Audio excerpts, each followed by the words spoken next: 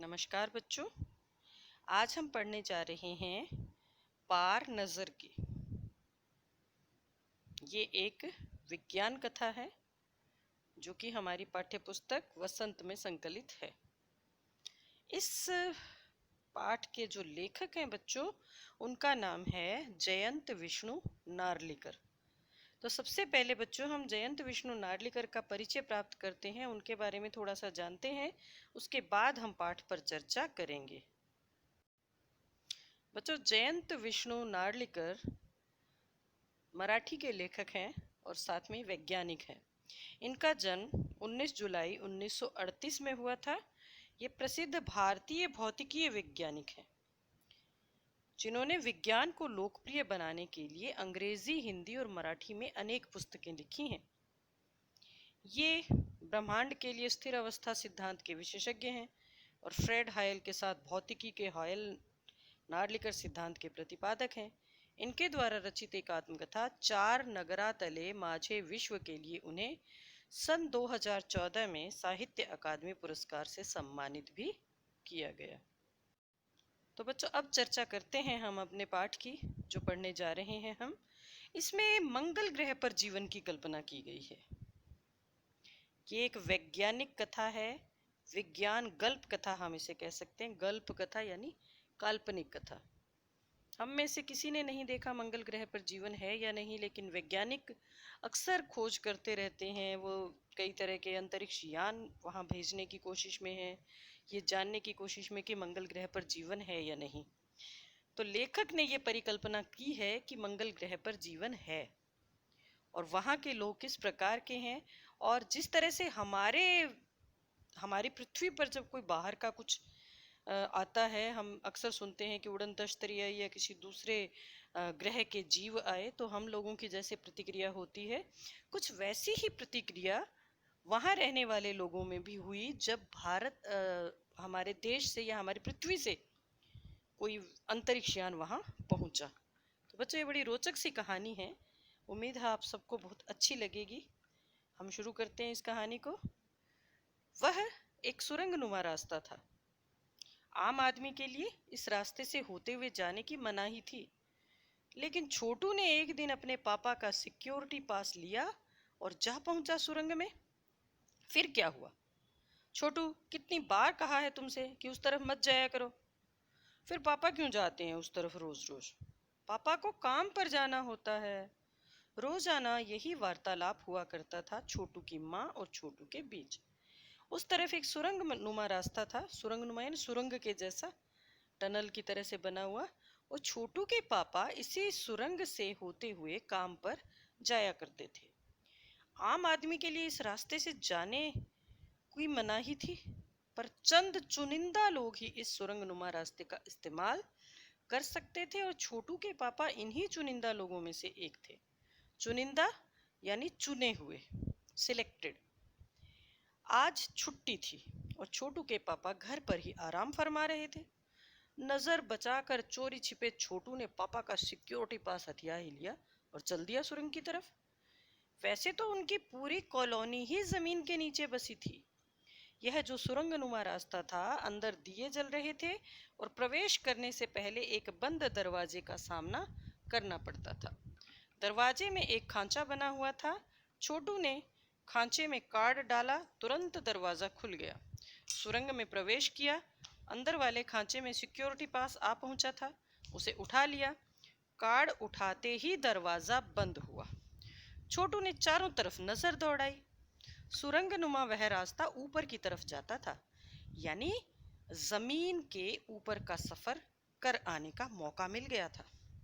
मगर कहाँ, मौका हाथ लगते ही फिसल गया। सुरंग में जगह जगह लगाए गए निरीक्षक यंत्रों की जानकारी छोटू को नहीं थी। ये निरीक्षक यंत्र क्या है बच्चों? सीसी कैमरे हैं।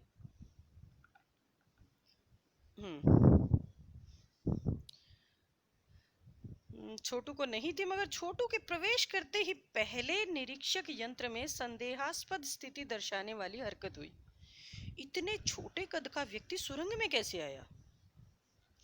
दूसरे निरीक्षक यंत्र ने तुरंत छोटू की तस्वीर खींच ली। किसी एक नियंत्रण केंद्र में इस तस्वीर की जांच की गई और खतना दी गई। इन सारी गतिविधियों से अनजान छोटू आगे बढ़ रहा था। तभी जाने कहां से सिपाही चले आए, छोटू को पकड़कर वापस घर छोड़ आए। घर पर माँ छोटू का इंतजार कर रही थी। बस अब छोटू की खैरियत ना थी। छोटू के पापा ना होते तो छोटू का बचना मुश्किल था। छोड़ो भी, मैं इसे समझा दूंगा सब, फिर वह ऐसी गलती कभी नहीं करेगा। पापा ने छोटू को बचा लिया। बोले, छोटू, मैं जहाँ काम करता हूँ ना, वह क्षेत्र जमीन से ऊपर है। आम आदमी वहां नहीं जा सकता, क्योंकि वहां के माहौल में जी ही नहीं सकता। तो फिर आप कैसे जाते हैं वहां? छोटू का सवाल लाजमी था। लाजमी, आवश्यक था। मैं वहां एक खास किस्म का स्पेस सूट पहनकर जाता हूँ। इस स्पेस सूट से मुझे ऑक्सीजन मिलता है, जिससे मैं सांस ले सकता हूँ। इसी स्पेस सूट की वजह से बाहर की ठंड में मैं अपने आप को बचा सकता हूँ। खास किस्म के जूतों की वजह से जमीन के ऊपर मेरा चलना मुमकिन होता है। मुमकिन होना, संभव होना। जमीन के ऊपर चलने फिरने के लिए हमें एक विशेष प्रकार का प्रशिक्षण दिया जाता है।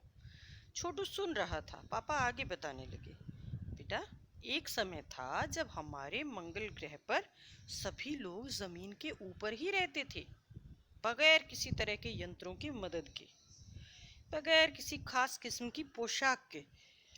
हमारे पुरखे जमीन के ऊपर रहा करते थे। लेकिन धीरे धीरे वातावरण में परिवर्तन आने लगा। कई तरह के जीव धरती पर रहा करते थे। एक के बाद एक सब मरने लगे।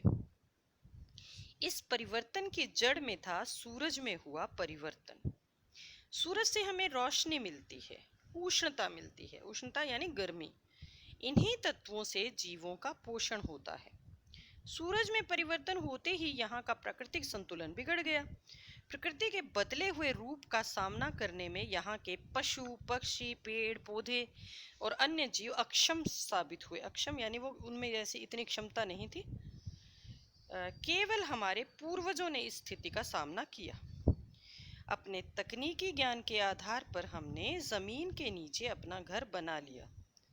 जमीन के ऊपर लगे विभिन्न यंत्रों के सहारे हम सूर्य शक्ति, सूरज की रोशनी और गर्मी का इस्तेमाल करते आ रहे हैं। इन्हीं यंत्रों के सहारे हम यहाँ जमीन के नीचे जी रहे हैं। यंत्र सुचारू रूप से चलते रहें, इसके लिए बड़ी सतर्कता बरतनी पड़ती है। मुझ जैसे कुछ चुनिंदा लोग इन्हीं यंत्रों का ध्यान रखते हैं।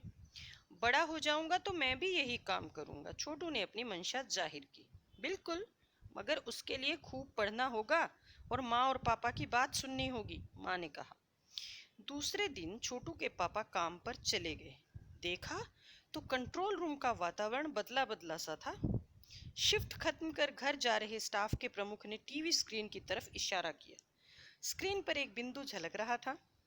वह बताने लगा, यह कोई आसमान का तारा नहीं है, क्योंकि कंप्यूटर से पता चल रहा है कि यह अपनी जगह अडिग नहीं रहा है, यानी एक जगह टिका हुआ नहीं है। पिछले कुछ घंटों के दौरान इसने अपनी जगह बदली है। कंप्यूटर के अनुसार यह हमारी धरती की तरफ बढ़ता चला आ रहा है। अंतरिक्ष यान तो नहीं है? छोटू के पापा ने अपना संदेह प्रकट किया। संदेह हमें भी है, अब आप इस पर ध्यान रखिएगा। छोटू के पापा सोच में डूब गए। क्या सचमुच अंतरिक्ष यान होगा? कहाँ से आ रहा होगा? सौरमंडल में हमारी धरती के अलावा और कौन से ग्रह पर जीवों का अस्तित्व होगा? कैसे हो सकता है? और अगर होगा भी तो क्या इतनी प्रगति कर चुका होगा कि अंतरिक्ष यान छोड़ सके?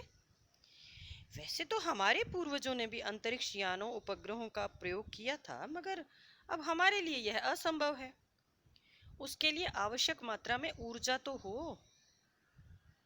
अब ऊर्जा नहीं है उनके पास, क्योंकि ऊपर जितने भी उनके वनस्पति और जो संसाधन है वो सब खत्म हो चुके हैं। छोटू के पापा ने बताया था ना पहले कि वो पहले सब लोग ऊपर रहते थे, लेकिन सूरज में परिवर्तन आने की वजह से सब कुछ बदल गया। सारे पक्षी पशु जो भी थे सब प्राणी मर गए। सिर्फ इन्हीं लोगों ने बड़ी मुश्किल से अपना रहने का इंतजाम धरती के अंदर किया था। तो अब उनके पास पर्याप्त ऊर्जा नहीं है, तो वो अंतरिक्ष यान नहीं छोड़ सकते। एनर्जी इतनी नहीं है उनके पास। काश इस नए मेहमान को नजदीक से देखा जा सकता। हाँ, अगर वह इसी तरफ आ रहा होगा तब तो यह संभव हो सकेगा। देखें, अब अंतरिक्ष यान उसकी लंबाई बढ़ती ही जा रही थी। छोटू के पापा ने अवलोकन जारी रखा। अवलोकन करना यानी देखना, ठीक है। कॉलोनी की प्रबंध समिति की सभा बुलाई गई थी। अध्यक्ष भाषण दे रहे थे। हाल ही में मिली जानकारी से पता चलता है कि 2 अंतरिक्ष यान हमारे मंगल ग्रह की तरफ बढ़ते चले आ रहे हैं। इनमें से एक अंतरिक्ष यान हमारे गिर्द चक्कर काट रहा है। कंप्यूटर के अनुसार ये अंतरिक्ष यान नजदीक के ही किसी ग्रह से छोड़े गए हैं। ऐसी हालत में हमें क्या करना चाहिए, इसकी कोई सुनिश्चित योजना बनानी जरूरी है। नंबर 1, आपका क्या ख्याल है? कॉलोनी की सुरक्षा की पूरी जिम्मेदारी नंबर 1 पर थी। उन्होंने कुछ कागज समेटते हुए बोलना आरंभ किया। इन दोनों अंतरिक्ष यानों को जलाकर खाक कर देने की क्षमता हम रखते हैं, मगर इससे हमें कोई जानकारी हासिल नहीं हो सकेगी। अंतरिक्ष यान बेकार कर जमीन पर उतरने पर मजबूर कर देने वाले यंत्र हमारे पास नहीं। हालांकि अगर वे अंतरिक्ष यान खुद ब खुद जमीन पर उतरते हैं तो उन्हें बेकार कर देने की क्षमता हम में अवश्य है। मेरी जानकारी के अनुसार इन अंतरिक्ष यानों में सिर्फ यंत्र हैं, किसी तरह के जीव इनमें सवार नहीं है। नंबर 1 की बात सही लगती है। नंबर 2, एक वैज्ञानिक थे, वे बोले, हालांकि यंत्रों को बेकार कर देने में भी खतरा है। इनके बेकार होते ही दूसरे ग्रह के लोग हमारे बारे में जान जाएंगे। इसीलिए मेरी राय में से हमें सिर्फ अवलोकन करते रहना चाहिए। जहां तक हो सके हमें अपने अस्तित्व को छिपाए ही रखना चाहिए, क्योंकि हो सकता है कि जिन लोगों ने अंतरिक्ष यान भेजे हैं वे कल को इनसे भी बड़े सक्षम अंतरिक्ष यान भेजें। हमें यहाँ का प्रबंध कुछ इस तरह रखना चाहिए जिससे इन यंत्रों को यह गलत फहमी हो कि इस जमीन पर कोई भी चीज इतनी महत्वपूर्ण नहीं है कि जिससे वे लाभ उठा सकें। गलत फहमी, मिसअंडरस्टैंडिंग बेटा। अध्यक्ष महोदय से मैं यह दरख्वास्त करता हूँ, दरख्वास्त करना, प्रार्थना करना, रिक्वेस्ट करना कि इस तरह का प्रबंध हमारे यहाँ किया जाए। नंबर 3, सामाजिक न्याय व्यवस्था का काम देखते थे। उनकी बात के जवाब में अध्यक्ष कुछ बोलने जा ही रहे थे कि फोन की घंटी बजी। अध्यक्ष ने चोंगा उठाया। 1 मिनट बाद सभा को संबोधित करते हुए उन्होंने कहा, भाइयों, अंतरिक्ष यान क्रमांक 1 हमारी जमीन पर उतर चुका है। वह दिन छोटू के लिए बड़ा ही महत्वपूर्ण दिन था। पापा उसे कंट्रोल रूम ले गए थे। यहाँ से अंतरिक्ष यान क्रमांक 1 साफ नजर आ रहा था। कैसा अजीब लग रहा है यहाँ, इसके अंदर क्या होगा पापा? छोटू ने पूछा। अभी नहीं बताया जा सकता, दूर से ही निरीक्षण जारी है। उस पर बराबर हमारा ध्यान है और उसके हर अंग पर हमारा नियंत्रण है। वक्त आने पर ही हम अगला कदम उठाएंगे, छोटू के पापा ने बताया। उन्होंने छोटू को एक कंसोल दिखाया जिस पर कई बटन थे। अब अंतरिक्ष यान से एक यांत्रिक हाथ बाहर निकला। हर पल उसकी लंबाई बढ़ती ही जा रही थी। वह शायद जमीन तक पहुंचकर मिट्टी उकेर लेना चाहता था। सब लोग स्क्रीन पर दिखाई दे रहे अंतरिक्ष यान की हरकत को ध्यान से देख रहे थे, सिवा एक के। उसका ध्यान कहीं और ही था। छोटू का सारा ध्यान था कंसोल पैनल पर। कंसोल का एक बटन दबाने की इच्छा को वह रोक नहीं पाया। वह लाल लाल बटन उसे बरबस अपनी ओर खींच रहा था और सहसा खतरे की घंटी बजी। सबकी निगाहें कंसोल की तरफ मुड़ी। पापा ने छोटू को अपनी तरफ खींचते एक झापड़ रसीद कर दिया और लाल बटन को पूर्व स्थिति में ला रखा। मगर उस तरफ अब अंतरिक्ष यान के उस यांत्रिक हाथ की हरकत सहसा रुक गई थी। यंत्र बेकार हो गया था। इधर पृथ्वी पर national aeronautics and space administration NASA द्वारा प्रस्तुत वक्तव्य ने सबका ध्यान अपनी ओर आकर्षित कर लिया। मंगल की धरती पर उतरा हुआ अंतरिक्ष यान वाइकिंग अपना निर्धारित कार्य कर रहा है। हालांकि किसी अज्ञात कारणवश अंतरिक्ष यान का यांत्रिक हाथ बेकार हो गया है। नासा के तकनीशियन इस बारे में जांच कर रहे हैं तथा इस यांत्रिक हाथ को दुरुस्त करने के प्रयास भी जारी हैं। इसके कुछ ही दिनों बाद पृथ्वी के सभी प्रमुख अखबारों ने छापा। नासा के तकनीशियनों को रिमोट कंट्रोल के सहारे वाइकिंग को दुरुस्त करने में सफलता मिली है। यांत्रिक हाथ ने अब मंगल की मिट्टी के विभिन्न नमूने इकट्ठे करने का काम आरंभ कर दिया है। पृथ्वी के वैज्ञानिक मंगल की इस मिट्टी का अध्ययन करने के लिए बड़े उत्सुक थे। उन्हें उम्मीद थी कि इस मिट्टी के अध्ययन से इस बात का पता लगाया जा सकेगा कि क्या मंगल ग्रह पर भी पृथ्वी की ही तरह जीव सृष्टि का अस्तित्व है। यह प्रश्न आज भी एक रहस्य है। तो बच्चों, इसमें यही कल्पना की गई है पाठ में कि जिस तरह से हम लोग कल्पना करते हैं कि मंगल ग्रह पर जीवन है या नहीं है, उसी तरह से और ये कि वहाँ के लोग पता नहीं कितने एडवांस हैं, उनके पास कोई तकनीक है या नहीं है, तो उसी तरह से वहाँ के लोग भी हमारे बारे में यही सोचते हैं, ऐसी कल्पना की गई है। वास्तव में इस प्रकार के कोई साक्ष्य हमारे पास नहीं है कि मंगल ग्रह पर लोग हैं या नहीं है, लेकिन पृथ्वीवासी लगातार ये प्रयास कर रहे हैं कि मंगल पर जीवन ढूंढा जाए, या ये जानने की कोशिश की जा रही है कि क्या मंगल ग्रह पर वास्तव में कोई रहता है। ठीक है, तो बेटा अब हम इसके प्रश्न देखते हैं। पहला प्रश्न, छोटू का परिवार कहाँ रहता था? बच्चों, छोटू का परिवार मंगल ग्रह पर भूमि के नीचे बने हुए मकानों में रहता था। कारण, क्योंकि भूमि के ऊपर इतनी अधिक गर्मी थी कि कोई रह नहीं सकता था, वहाँ पेड़ पौधे सब खत्म हो चुके थे। छोटू को सुरंग में जाने की इजाजत क्यों नहीं थी? पाठ के आधार पर बताओ। छोटू या किसी भी आम आदमी, सिर्फ छोटू की बात नहीं थी, कोई भी आम आदमी उस सुरंग के रास्ते से नहीं जा सकता था, क्योंकि वो सुरक्षा की दृष्टि से सही नहीं था। कुछ चुने हुए लोग ही उस रास्ते से जा सकते थे, और वो भी खास तरह का स्पेस सूट पहनकर ही वहां से जा सकते थे। हर कोई व्यक्ति उधर से नहीं जा सकता था। कंट्रोल रूम में जाकर छोटू ने क्या देखा और वहां उसने क्या हरकत की? कंट्रोल रूम ने छोटू ने देखा कि सब लोग मंगल ग्रह पर जो यान उतरा है उसको देखकर परेशान हैं। सारे उसी की हरकतें ध्यान से देख रहे हैं, लेकिन छोटू का ध्यान उधर नहीं था। उसको तो कंसोल पैनल पर लगा हुआ एक लाल रंग का बटन अपनी ओर आकर्षित कर रहा था, और बार बार मन कर रहा था उसका कि वो उस बटन को दबा दे, और आखिर उसने वो बटन दबा दिया। हालांकि इस बटन को दबाने का उसको नतीजा भुगतना पड़ा। उसके पापा ने उसे खींच कर एक चांटा मारा। अगला प्रश्न बच्चों, इस कहानी के अनुसार मंगल ग्रह पर कभी आम जनजीवन था, वह सब नष्ट हो गया। नष्ट कैसे हो गया? लिखो, कैसे नष्ट हुआ? यही कि वहां भी जो सूर्य है उसमें परिवर्तन आ गया, वातावरण में परिवर्तन आया, प्रकृति का जो संतुलन था वो बिगड़ गया। गर्मी इतनी अधिक हो गई कि वहाँ के सारे पेड़ पौधे जीव जंतु एक एक करके सब नष्ट होने लगे। वो ऐसे माहौल में नहीं जी पाए और एक के बाद एक मर गए। हाँ, पांचवा प्रश्न बच्चों, कहानी में अंतरिक्ष यान को किसने भेजा था और क्यों? हमने अंतिम जो पंक्तियां थी हमारी कहानी की, उसमें जिक्र पढ़ा नासा का। नासा का फुल फॉर्म क्या था? National aeronautics and space administration. NASA का ऑफिस कहाँ स्थित है बच्चों, पता होगा आपको? अमेरिका में।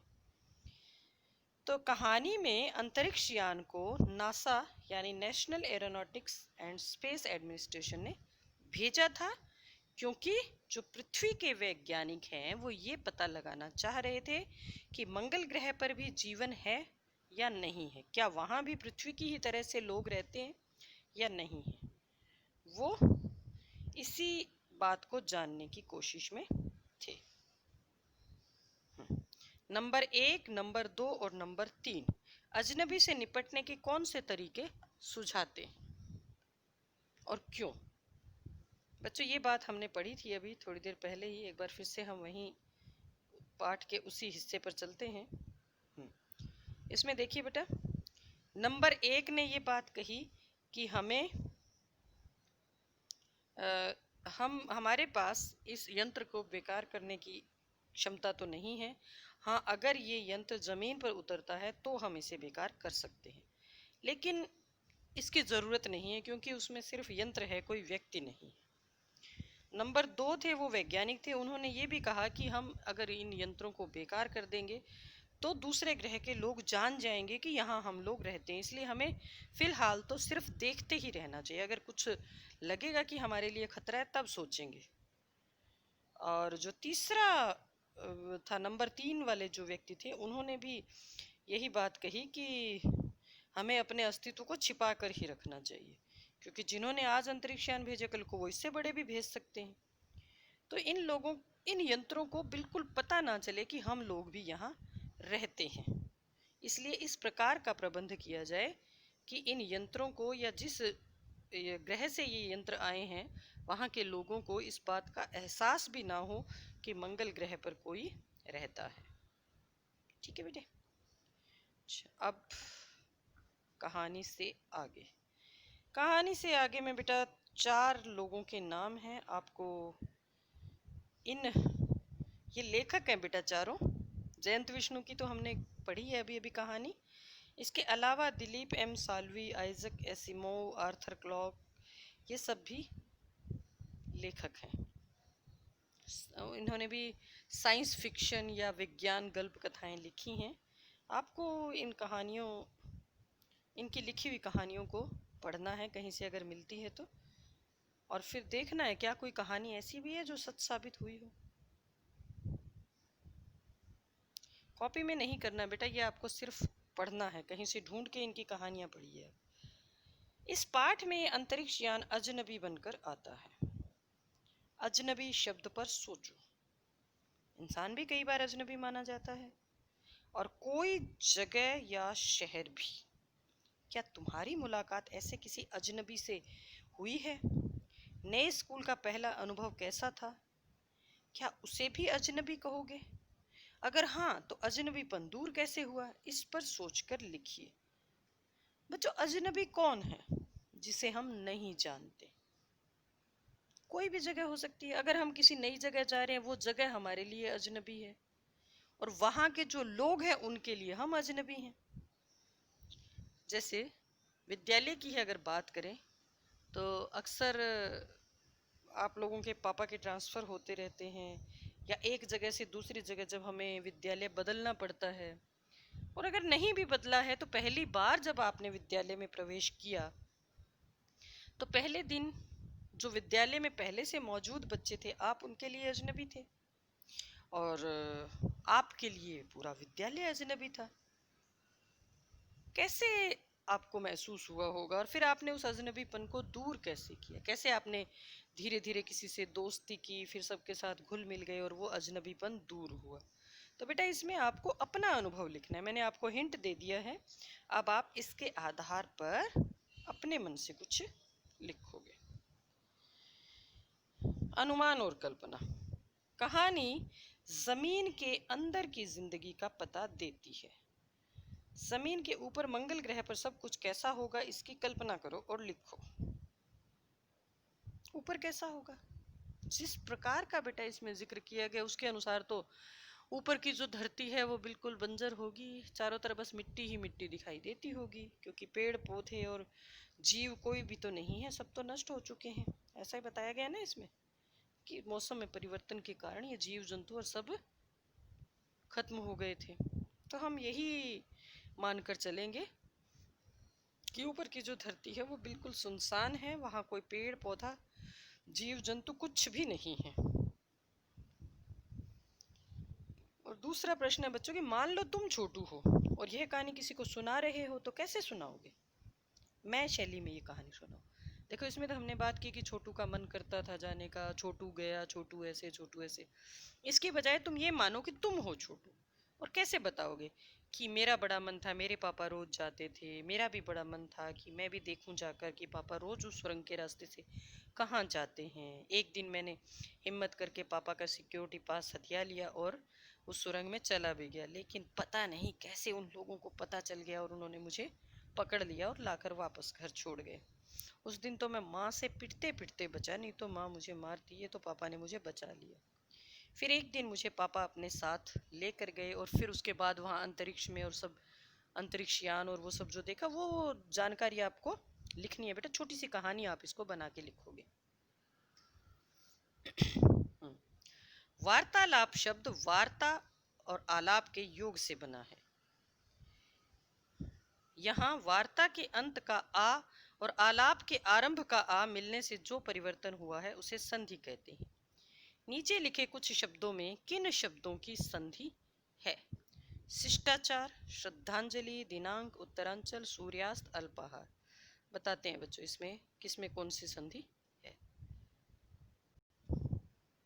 देखिए बच्चों, शिष्टाचार शिष्ट प्लस आचार, श्रद्धांजलि श्रद्धा प्लस अंजलि, दिनांक दिन प्लस अंक, उत्तरांचल उत्तर प्लस अंचल, सूर्यास्त सूर्य प्लस अस्त, अल्पाहार अल्प प्लस आहार। ये बच्चों इनकी संधि विच्छेद होंगे। कार्ड उठाते ही दरवाजा बंद हुआ। यह बात हम इस तरीके से भी कह सकते हैं कि जैसे ही कार्ड उठाया दरवाजा बंद हो गया। ध्यान दो, दोनों वाक्यों में क्या अंतर है। ऐसे वाक्यों के 3 जोड़े तुम स्वयं सोच कर लिखो। आप लिखो, विद्यालय पहुंचा, इतने में घंटी बज चुकी थी।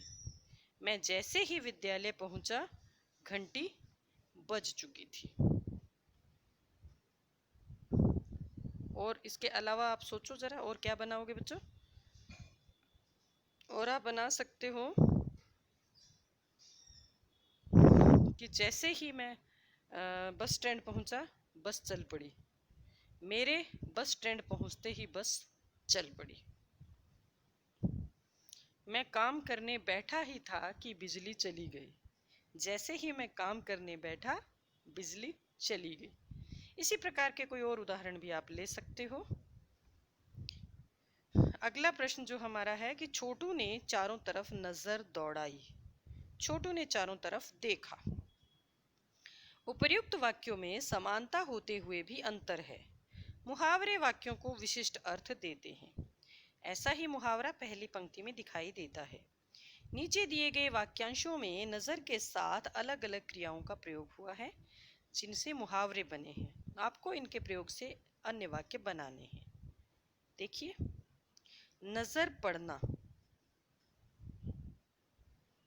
नजर रखना, नजर आना और नजरें नीची होना। पहला है नजर पड़ना, यानी कोई चीज दिख, एकदम से दिख जाना। जैसे ही मैं चला मेरी नजर एक 10 के नोट पर पड़ी। नजर रखना यानी ध्यान रखना, पुलिस अपराधी पर नजर रखे हुए है। नजर आना, दिखना, देखो देखो चांद नजर आ गया।